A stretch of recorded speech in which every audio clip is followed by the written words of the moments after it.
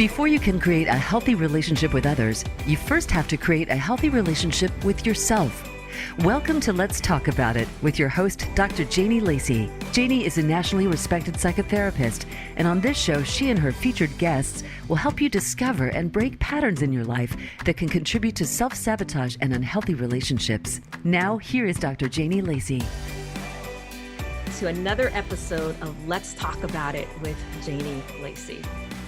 You know, a wise sage named Kasha once infamously crooned that love itself can be a drug, capable of igniting addiction and a sick obsession.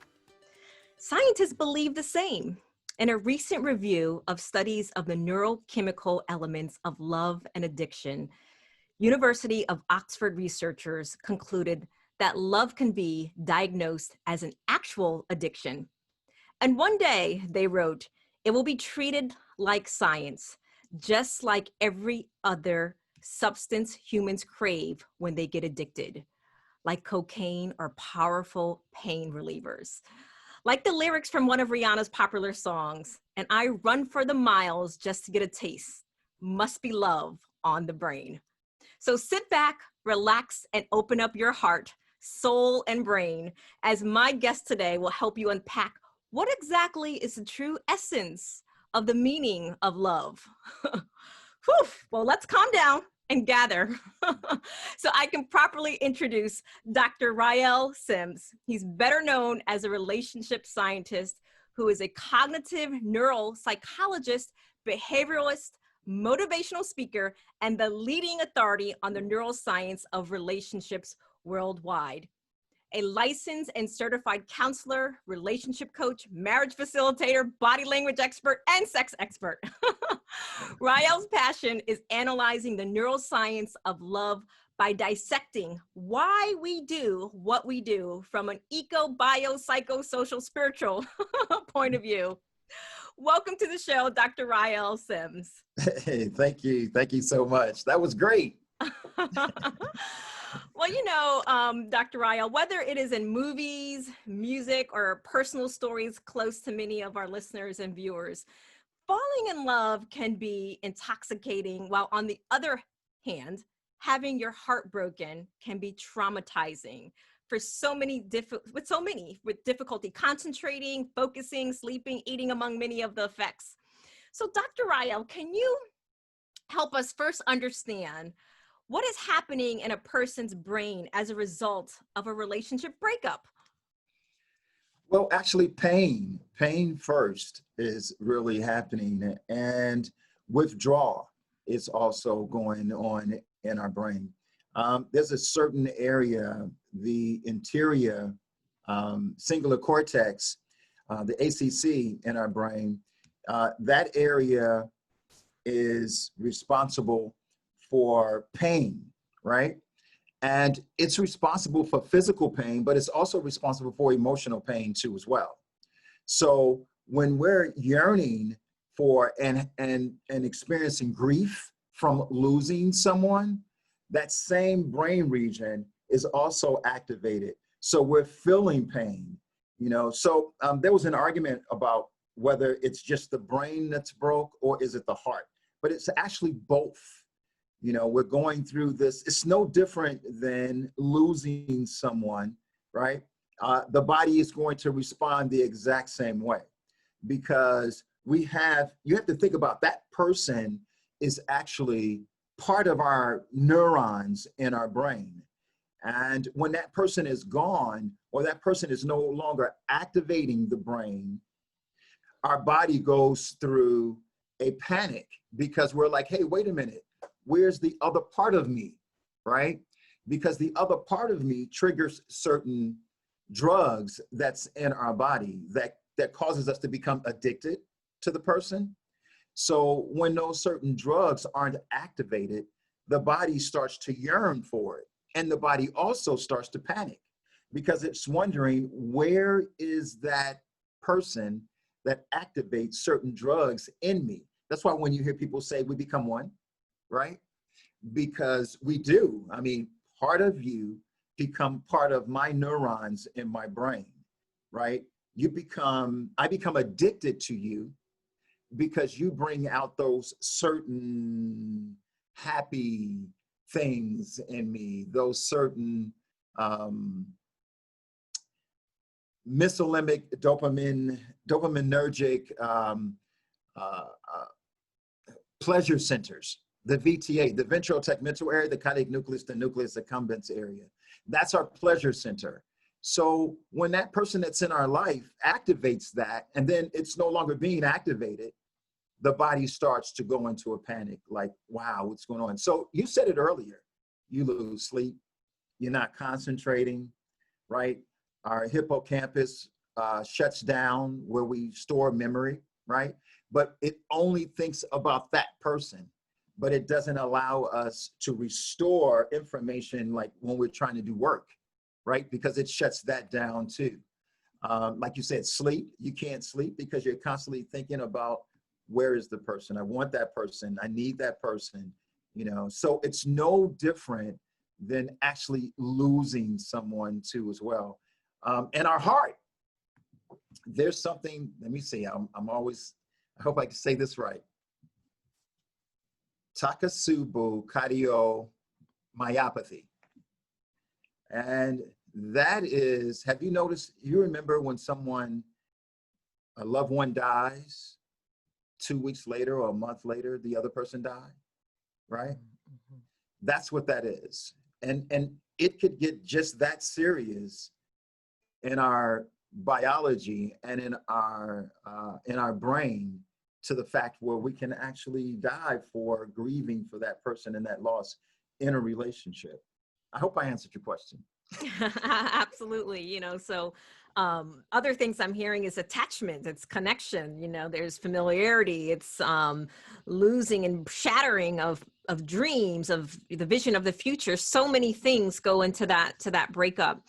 You know, Dr. Sims, many scientists are still arguing about whether all forms of romantic love can be addictive. I'm wondering what your thoughts on that is. Well, yeah, I mean, all forms of relationships can be addictive. You know, we could overdo it, right? We could, sometimes we can actually adopt someone else into our relationship as if that was a romantic relationship, right? And we can get addicted to that. So there are some relationships that, you know, because we actually need self sometimes. And we can actually get addicted to just our best friend. You know, dude, what are you doing today? You know, girl, where are we gonna go? You know, but you need self sometimes, right?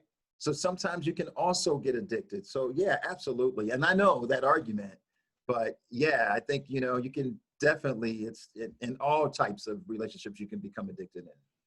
So since we're talking about romantic love, talk to us a little bit about affairs, right? So when you have that secret component that's going on and having to live a double life and split a certain life, like many of the couples that I work with that are coming out of affairs or that are trying to figure out what to do with what to do with their current situation. You know, it seems like their brain logically says, you know, I know this is not a good idea, but once they get into that, they feel it's hard to pull out of it. That they'll even describe it as almost being addictive in that sense. And I'm wondering if you can share a little bit more of why that is. Why does affairs, you know, they get into that hot and heavy stage, and then they get so it's hard to come out of that, especially when one's life potentially can blow up or it's destructive for someone. Yeah, well, you know, well, the same addiction, whether it's an affair or not, those same part of the brain regions are still triggered and affected.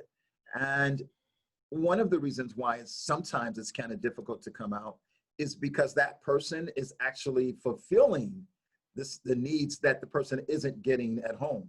Not that they might leave, but they also, remember, we want to feel good. That's one of the major things that we seek as human beings. We all have a need to belong, right? And that's important. Every living, breathing creature on the earth all have a need to belong.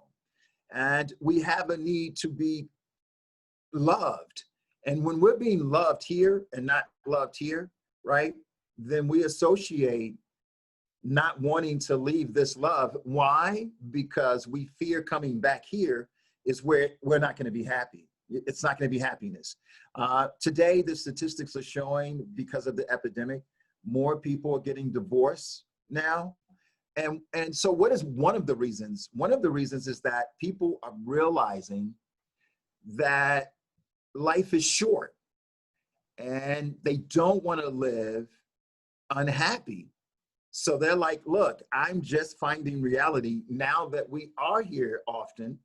We're together, right? We're isolated together. And I'm really realizing I don't like you. I'm really realizing I don't love you. And I don't want to live like this anymore, right? And it's either going to be an affair or I have to leave, right? And yes, sometimes, I mean, we talk about when it comes to being difficult of leaving the affair because one just, they're having a wonderful time over here. You know, it's like, this is awesome, right? You know, I mean, this person is making me feel like, you know, like a god, you know, whether it's woman or man, right? You know, vice versa. And it's really difficult to leave because all you're thinking is, when my current person, can that person match what I'm experiencing right now, right? And sometimes, is that a good thing?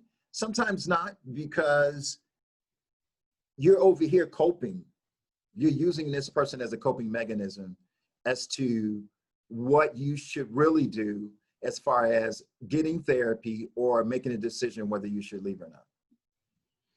So then whether it's an affair or just a toxic relationship in general, I tend to think of, you know, that even though many people, again, can think logically that this is not good for me, this person is not good for me. Many times people come into therapy and say, you know, I don't see this relationship going anywhere long term. So what is it, in your opinion, around addicts, so to speak? Is kind of what I think of in these terms. It's kind of like that term, the addict that finds that heroin garage, right? They just want to get that hit, and they're going to find the secret stash. They're going to go in the neighborhood where the drugs are, wherever they need to do to get that hit. So they keep going back for more, even though they know it's destructive, even though they know there's consequences, even though they know that they can lose their job, whatever the consequences may be. It's just like that heroin. They just got to get that hit. Why is it that they keep going back, even though they know that person is destructive for them? See, I mean, you said it all. I mean, you said it. You said it all. But let's talk about some of the drugs, you know, because you said it all. So I can just fill in the blanks as far as the drugs that's going in. I mean, and you know what? This also, we can apply that to why that person never leaves the person that they're having an affair with too as well. Because, you know, that addiction, what is that addiction, right? So we're talking about phenylethylamine, serotonin, oxytocin, right? Vasopressin. We're talking about all of these type of drugs that trigger the ventrotegmental area, the caudate nucleus, the nucleus accumbens area. And that is what hooks us, right? That's what makes us addicted, because we yearn, we want the reward again. We want to constantly, you know, get that high, that altered state of consciousness, that euphoria that we experience when we are, and again, it's no different. What I'm saying is no different than any other drug addict, right? These are just drugs that God created for us to try to stay together, right? And so there's no different, you know, I mean, even when you take certain drugs, will still activate the synapses when it comes to cocaine and other drugs, right? So that system still works, but those are natural chemicals. Those are natural drugs that, by the laws of nature, that was given to us to stay in love, to, you know, have each other, to be attracted to each other, to cuddle, when we talk about the oxytocin. So just think about that oxytocin and how strong that oxytocin is, right? That bonding chemical. And then you're talking about dopamine, right? And then you're talking about serotonin. phenylethylamine, like the same thing that's in the chocolate, while we crave, right, that reward, right? So we're talking about all of these drugs. So you get involved with someone else, and next thing you know, that person is releasing all of those drugs again, whether it's woman or man, right? And she goes out and have an affair, and this guy triggers her oxytocin. Husband doesn't, but this guy triggers the oxytocin, makes her want to bond to him. So now she even thinks I'm so in love with you. But then it might be just the chemicals. It might be just the drug, the addiction that you're experiencing. And it's pretty tough. I mean, it's really tough. That's why we yearn and grieve when we have a breakup, because it's so strong. It's so difficult to break up from that person, because it's no different than any other drug addicted person. You have to go through that process, the same process. Not the exact same process, but you still got to go through a process to get over a person when to get over a breakup. Yeah. So what I'm hearing you say kind of again reminds me of when you say that that affair partner is giving him or her something that their spouse may not be giving them. So it's almost like that hit. They're awoken, they're alive. So many of the women or men who I work with, they'll say that. They're like, she makes me or he makes me feel alive. I didn't know I had this sexual exploration, or I didn't feel like a man. I don't feel like all these things. So I can see, if someone is awakening parts of you, how that can be addicting, because at that point, if it's been dormant for so long, or you've just been kind of sleepwalking, and now you realize I'm attractive, I'm, desired, I'm wanted, I feel heard. And as a man, I feel masculine. I feel Yes. I'm not getting beat down. So then it gets into this dichotomous nature. And then, that leads me to ask you to kind of help people who are listening and viewers to break this part down. So with that being said, that toxic love, those dynamics that are not healthy, that they're going to have to come out of it some way, right? So they're going to go through that withdrawal process. But then if we kind of fast forward a little bit, what would be some ways that people who have not experienced healthy love relationships, because I also have a lot of clients and people that I work with that they desire something that they've never had. They want a healthy relationship. They want a partnership. They want to walk in purpose, all of that good stuff. So how can they retrain their brain and learn how to move to this unknown territory and not keep going back to the familiar? I always say it's like that dog that, vomits his food, and then you look a few minutes later and he's eating the vomit, right? So how can we stop people from eating their vomit and to go down that unknown territory so they can get healthy love and all the things that they dream of? I think it's really good to have therapy, something we call neurofeedback too as well, to recondition the neurons, to create new pathways.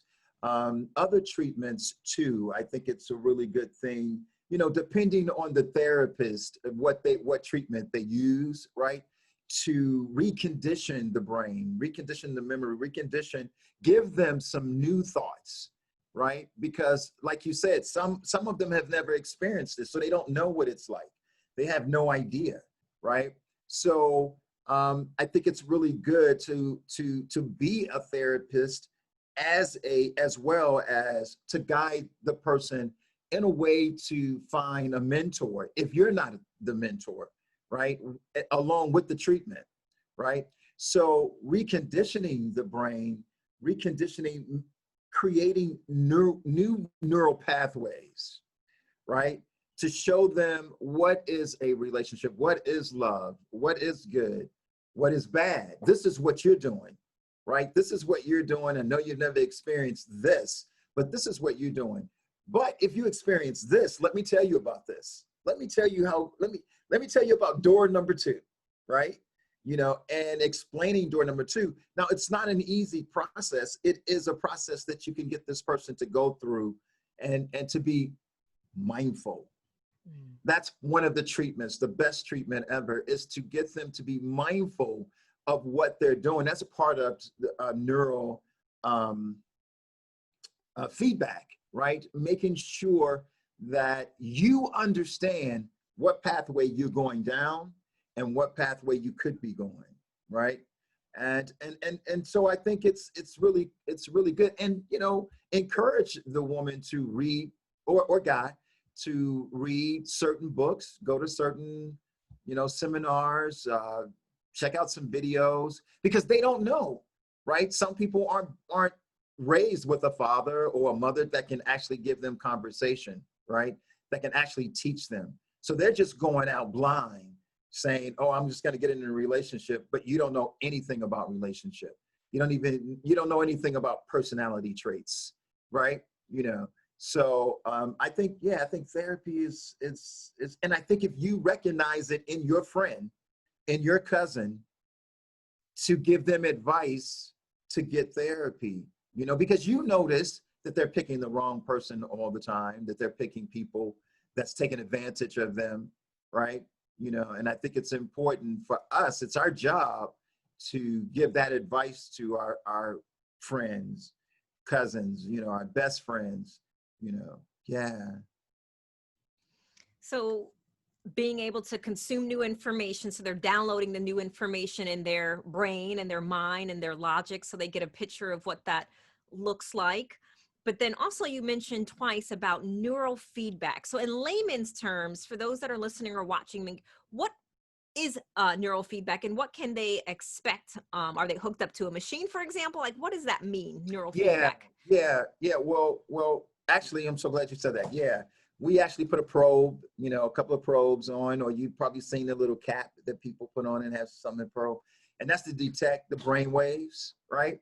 And detecting the brain waves. And then the treatment that we give you while detecting the brain waves to see if your stress level goes down or up, right? We know that, oh, if you say this certain thing, it can bring it down. Let's practice that. Let's practice that until the point where the bad neurons are no longer being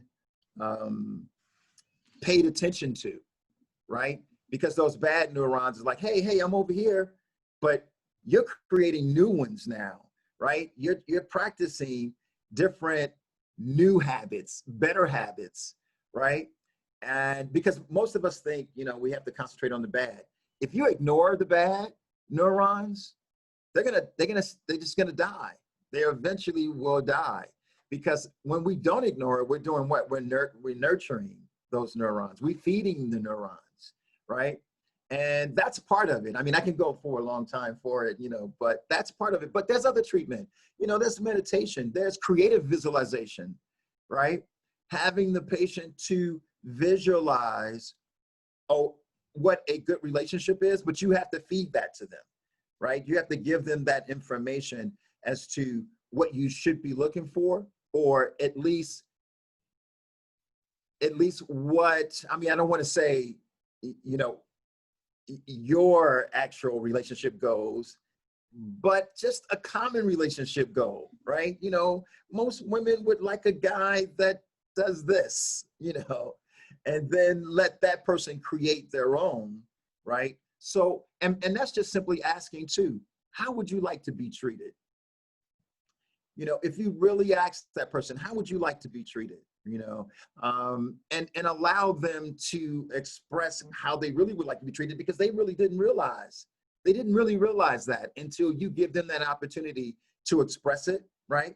When they disclose it, and they're like, wow, I didn't really realize that's what I really wanted, right? So let's concentrate on that, because that's not what you're looking for. You haven't been out there looking for that, right? But this is what you really want, but you've been accepting everything else, right? So it really depends. It's so many different treatments that you could use. So then when we're looking at healthy love and healthy relationships, and as opposed to addictive love, so the highs and lows, the push and the pull, could you speak to that? Is that not normal, right? Because when people are watching movies and we're listening to music, intoxicating, the highs and loves and all consuming, and it kind of gives us fantasy love that people get, this ideal love. Can you speak to, as far as the highs and lows and what that should feel like in healthy romantic love versus addictive love relationships? Well, yeah, we're going to go through things, and a vitalized, harmonious, cohesive working relationship versus a bad relationship, right? The highs and the lows, but we're going to have highs and lows, but those highs and lows aren't going to be exaggerated as they will when you're in a bad relationship, right? So we have to be more mindful and aware as to what network we're in. And I have the network means, in the brain, we have these different, networks, just like, what cable network do you use, right? Right. So what network you're in the brain, and realizing when you're in a good relationship, a vitalized relationship, and you're mindful of where you're going, because this is also part of biofeedback, being mindful of knowing that you're going in the wrong network, right? And being mindful that you're always in the good network. Now, again, sometimes we're in a good network and then we're in a bad network, but it's not that exaggerated in a bad relationship, because a good relationship, it's about what? Communication, right? Or it's about, okay, let's take some little space for a minute and then come back together and then say, I'm sorry, right? Let's talk about it and let's have a talk, right? And that's good, because that you love each other enough that you're going to come back together. We're going to talk about it, and we're going to apologize, right? And we're going to kiss, and how they say, don't go to bed mad, right? Right. So those are things, that traditions and customs that we know is good for us, versus you get the hell out of here. I don't want to, throwing things at each other, going off on each other. That this is a toxic relationship, right? That this is not good for you, right? And again, even though it's a toxic relationship, we are still in it. Why? Because maybe we're addicted. It goes back to the physical. It goes back to biology, that, and part of something that we talked about years ago, borderline personality disorder. I hate you, don't leave me, right? Because you make me feel the things that you make me feel, right? And I'm addicted to that, even though you treat me bad, but I'm addicted to how you make me feel biologically, because I'm so addicted to that. Because once we do, right? Oh my God, I'm in this altered state of consciousness. I'm high, right? Yes. Right. So, yeah. It sounds like you are breaking some songs down to us, and these are what the songs are made of. So we are going to take a quick break, and we're going to be back with none other than Dr. Rael Sims, who is helping us understand addictive love so that you can have healthy love relationships in your future. So we'll be right back. Are you often attracted to unavailable partners? Feel like you can't stay but can't leave a toxic relationship? Obsessed with thinking about a current or former lover? Feel resentful that you're always taking care of the other person? The Woman Redeemed Therapy Program is for women who want to break free from toxic relationship patterns so they can find the love they truly deserve. This program is a safe, nurturing environment essential for building self-worth and acquiring the tools to work through challenges and create your best self. We invite you to begin the journey today to start building the new you. Call 407-622-1770 or visit lifecounseling.solutions.com. That's lifecounseling.solutions.com.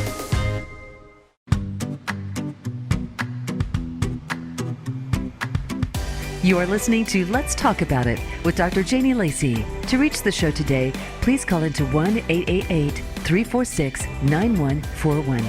That's 1-888-346-9141. You may also send an email to Janie at lifecounseling.solutions.com. Now back to Let's Talk About It.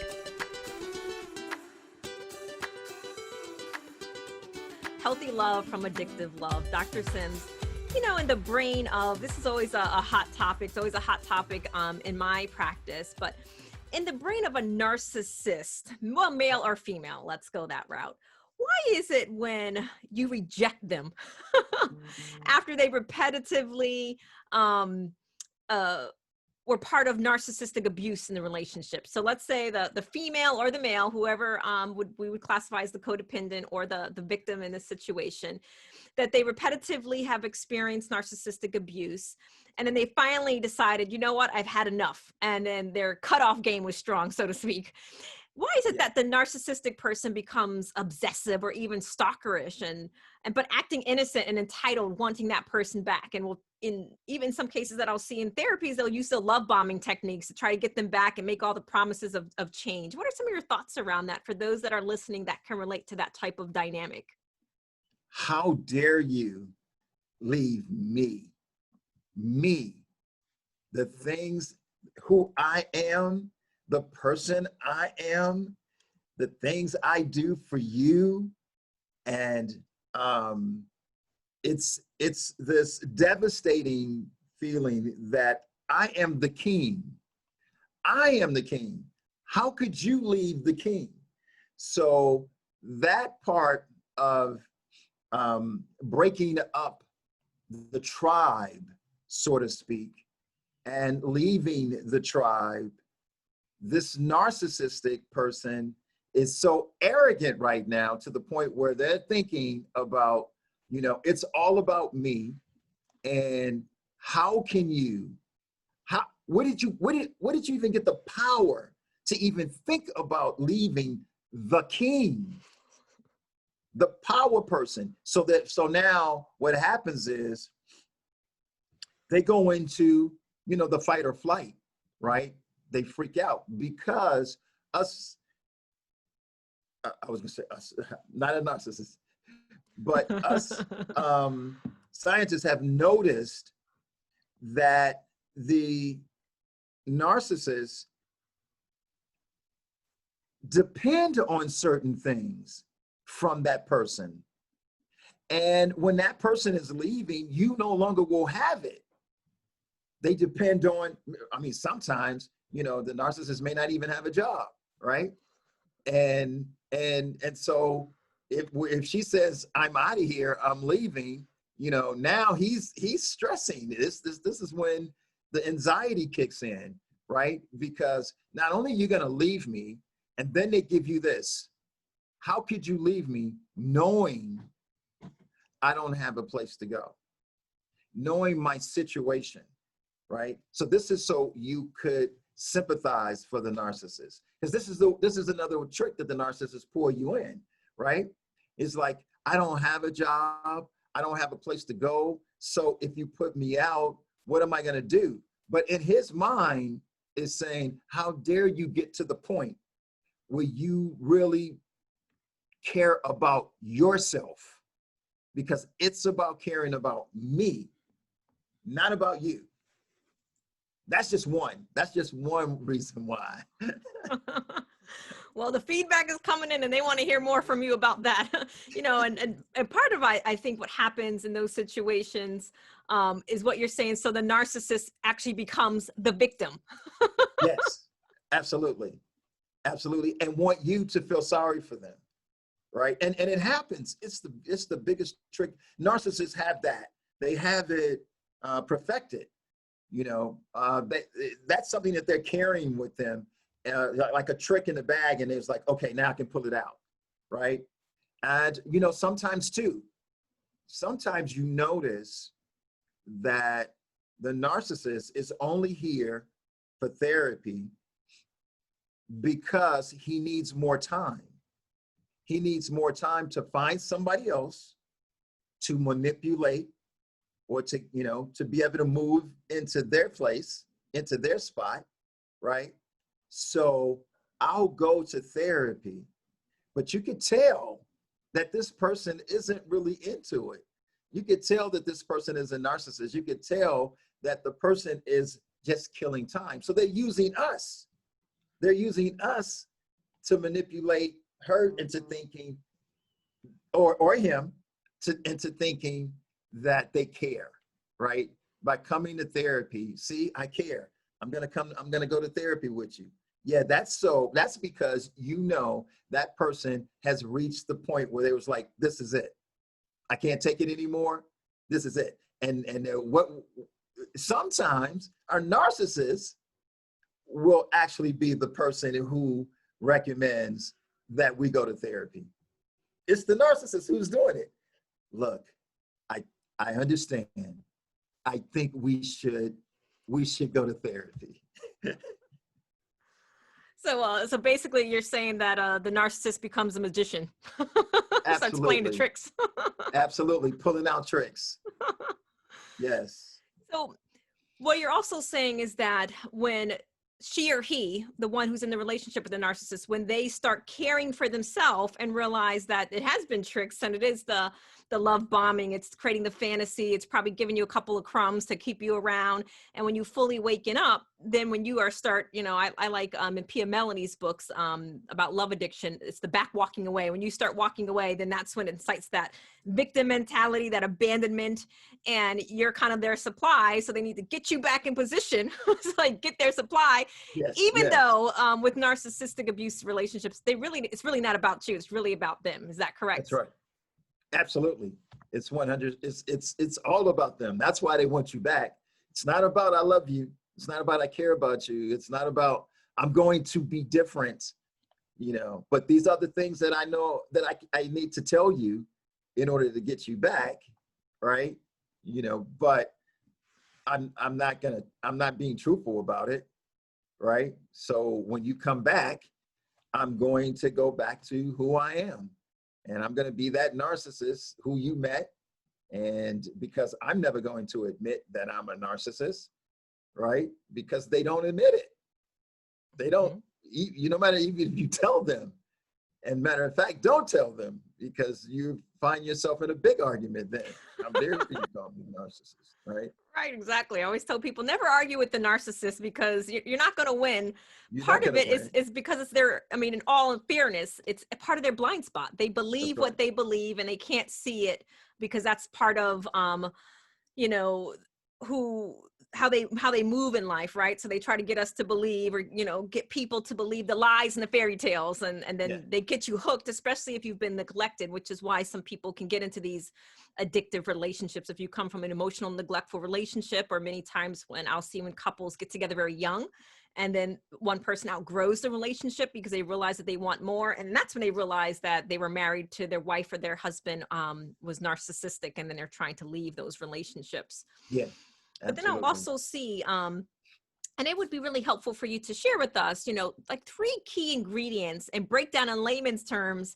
How can someone retrain their brain to break free of that obsessive thinking after a breakup or a divorce and keep reliving what they could have done differently, or even in those narcissistic relationships, just because someone realizes they're unhealthy and they leave that relationship? I'll hear more times than not kind of reliving or replaying, I could have done this, or I should have done this, or things that they could have done differently. Could you speak to that so that those that can relate with that obsessive thinking after a breakup, they can be on their way to healing? Yeah, for the lowest common denominator, I mean, it's actually something that's very simple, and that's getting rid of things. That's getting rid of, deleting your phone completely of this person, right? Completely getting rid of the clothes that you probably still have of his that you've just been holding on, getting rid of, everything that's in your house. Just do a house scan. How we do a body scan when we first meet somebody, do a house scan, go through the whole house and everything that reminds you of that person, get it out your house. Stop going to places that the 2 of you used to go to as well, right?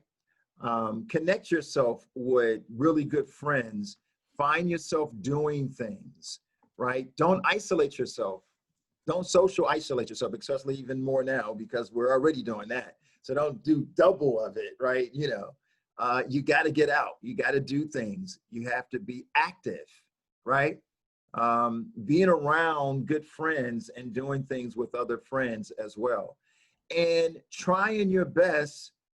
I know some people have kids from the significant other, but try your best not to communicate to that person as much as you can. Try your best because the body isn't totally detoxed from the person yet, right?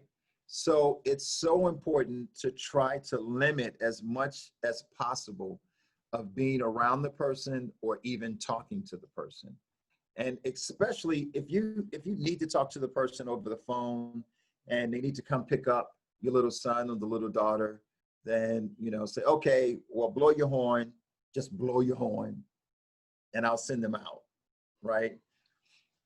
Especially when we talk about a narcissist or just a normal person anyway. The reason why it's important to not make physical contact with that person or to talk with that person, it's something that we call the hypothalamic pituitary adrenal axis. And what that is when we're being touched, like our primary somatosensory cortex, it's what we touch. So when we touch, once somebody touch you, what happens is that our sensors in our skin, trying to make it as layman term as possible. So the sensors in our skin goes into an area up our vagus, into our hippocampus, where we store our memory. And what happens is it says, hey, that's Janie. And he was like, oh, that's Janie. And so what happens is that the body goes into shock now. And it's like, hey, that's Janie. That's Karen. I don't use her name. That's Karen. And it's saying, hey, you remember Karen? Karen releases our oxytocin in us. And Karen also releases the serotonin, So next thing you know, your body drops your guards, right? And here you are now, all it takes is for him to verbally say something to you. And this is, again, why it's also dangerous, because all it takes sometimes for us is just to hear his voice. How you doing, baby? Right? And then next thing you know, you're like, ooh, oh. And the body knows that, oh, that's John. That's John. And next thing you know, you get a little tingle and whatever and all that, right? And you're back into it. You've heard this many times. Well, I know you've had people that just talk about the guy, put him down, say everything, and the next thing you know, she's with him the next week. It's like, hey, what happened? It could have been just by a touch, just by the voice. And then the touch is going to lead on and lead on. So it's all about getting rid of and trying to stay away from that person as long as you can. And then also while you're going through your therapy treatment, right? So whatever it may be, your grieving treatments or whatever treatment that you're going through, but you got to stay away from the drug, because that person is the drug, so you got to get rid of it. Yeah. So basically, if we break it down to the 5th grade language, it's stay away from that heroin garage. If you are trying to break the addiction of heroin, so to speak, we're using that as the person or the love addiction, and block, cut, stay away, because you have to go through the withdrawal. You got to shake, you got to have the sweats, you got to go through it in order to get to the other side. If we kind of give people a picture of what it looks like, I'm being, exaggerating, but, basically that's what I'm hearing you say, because, what I'll hear is, the also part of the addictive nature that I'll see with women or men is when they're breaking up, they do the Facebook stalking, they'll do the Instagram stalking. I just want to see what they're doing. And then they get triggered, and then it kind of pulls them back into that cycle, even though they're not with the person. So I understand why you have to go cold turkey, and you have to kind of take that season so that you can kill the synapses of the brain, kill those, and really go through that withdrawal process. Because I think one of the things that happens, especially with addictive love, Dr. Sims, is that when people have serial monogamous relationship, in order to get over that toxic relationship, they will continue their own toxic ways, like getting up under someone else, because they don't want to go through that withdrawal period. And I always suggest when you go through that withdrawal period, that's also your time to heal, as you're suggesting, going through therapy, getting your support system. But the other part of it that I'll see when you talk about don't isolate yourself, sometimes in these addictive, toxic, narcissistic relationships, especially the narcissists, they want you isolated. So they will talk bad about your friends. They'll talk bad about the people that are around you. So then you start thinking crazy stuff and keep these people away from you, especially because you know how they really feel. And then you find yourself alone trying to break this toxic relationship, which makes it harder. Absolutely. Because then we run into something else, another diagnosis. Then we run into loneliness. And that's an epidemic right now in places. And, there's people who are actually going to the store, stealing things in the store just to get arrested, just so they could be with their friends in jail. That's just how lonely and how loneliness affects us. We take it lightly, but it's not something to be taken lightly. Loneliness can kill too as well, right? So yeah, there was something else that you had said that I mentioned, but I'll figure it out again. But yeah, it's something that you just can't do. You can't isolate yourself. I mean, we're going through that right now, being isolated. People are experiencing the effect of what that does to us, because we're not designed, as all the living, breathing creatures on this earth, we're not designed to be alone, right? We're not designed to be alone. As Maslow's law, the hierarchy, right? We all have a need to belong. And when we isolate ourselves, we can find that effect, right? Like people in prison, right? People who in solitary confinement. One of my studies was, if the mental illness isn't taken care of, it can cause brain damage to someone who's in solitary confinement, because it can really drive you crazy.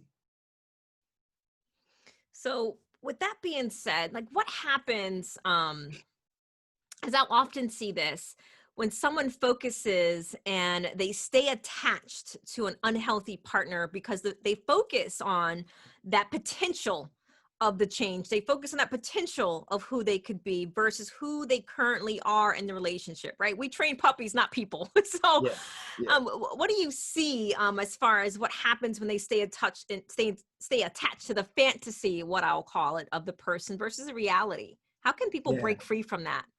Yeah, sometimes that fantasy and I'm so glad that you used the word fantasy. That's what's really important, is because that fantasy is something that we saw somewhere else, right? And so if we saw that fantasy, especially like on television, right, or in a movie, right? I've had a client that just sent me books, and said the reason why I should read these books is the reason why this person is going to continue trying to train this dog, right? Because this person is going to heed to me eventually. And I'm like, and you send me the books to read this when I'm trying to tell you, right, that's just a fantasy. And you could see it. I brought it all to light, a reason why you should say, let me move on, right? And it's that fantasy that you are now. What happens is you actually become addicted to the fantasy, right? You start to trigger the belief system. So our brain and our belief system, again, the positive of neurofeedback is to give yourself new beliefs, right? But that could also be the opposite, because when you give yourself this belief, you believe it so strongly, right? You believe it so strongly that you don't give up on it, even though it's bad for you, right? And it's no different than, a drug addict believe that the drugs care so much about him, makes him feel so good, although he knows he's losing his wife, he's losing his kids, he's lost his house and his car. But in his mind, he created his belief system as that these drugs are making me feel totally awesome, or vice versa, that the significant, the cheater person, what do we call it? The other person, that he believes that this person is going to make you feel good forever, right? And so when the wife leaves, and you lose everything, and then she's like, oh, I'm out too, because you have no what? You have no money now? You have no car? I'm out, right? So it's that fantasy. Absolutely, you said that, it's the fantasy. So in that fantasy, they have to keep the triangulation going. It's almost like having the backup supply. So if things aren't going over here, I go here and I get fed here. So when I come home, it's all that triangulation stuff. So, with that being said, with working with a lot of couples, I see a lot of relationships that are marked again by those highs and lows, and where there often are other addictive behaviors that I'll see that are discovered in the process of the wife or the husband knowing there's something going on, like gambling in particular. So what are some early signs that someone may have hidden addictions that were overlooked? Because people hide and all roads lead to destruction without the proper help. So as we start to close down today, what are some things that you can share about that? Some early signs that someone may have hidden addictions that were overlooked. Yeah, when we start putting our priorities last, when we know that certain bills that we are supposed to pay at a certain time is no longer being paid, right? When we aren't thinking about our loved ones, when we know we're supposed to pick up our child from school and we don't, or we're there late, right? Or the person is calling the house saying, hey, where's your husband? Or where's your wife? Because your child is still waiting for somebody to come pick them up, right? And you realize that the person may say, oh, I was at the casino, but I forgot. Those are early signs, because you're at the casino and you forgot to pick up your child. So, it's like, which one weighs the most, right? You're putting more focus on the casino, because you should never, ever forget to pick up your child, right?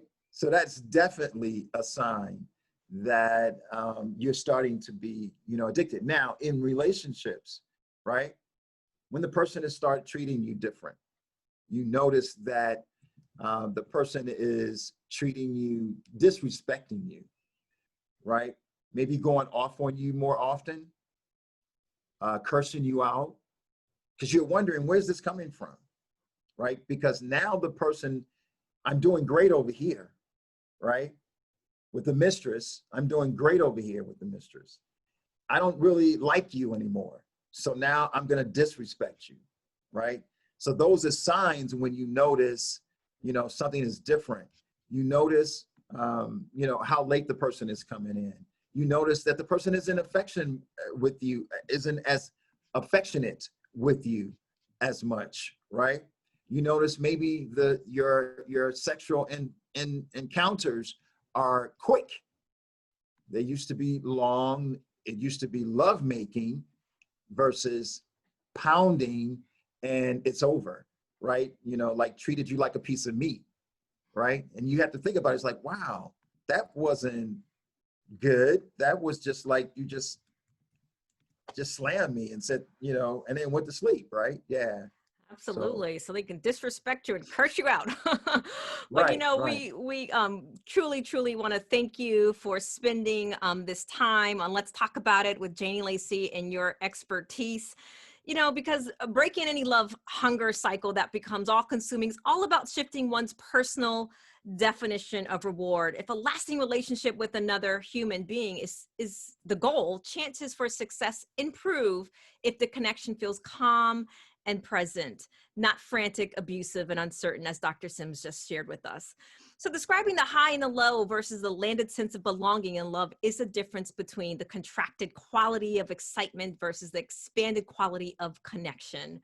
So our brains may be rigged to respond to contraction. It's up to us to learn that not all rewards are the same. So we have to train our brain and choose love. Any last words in our last few seconds, Dr. Riel, that you want to share with our viewers? Preparing yourself is to prevent reparenting yourself. Preparing yourself is to prevent reparenting yourself. You heard it from our expert today. Thank you again for joining us on Let's Talk About It with Janie Lacey. Until next time, this is your host, Janie Lacey. Thank you so much.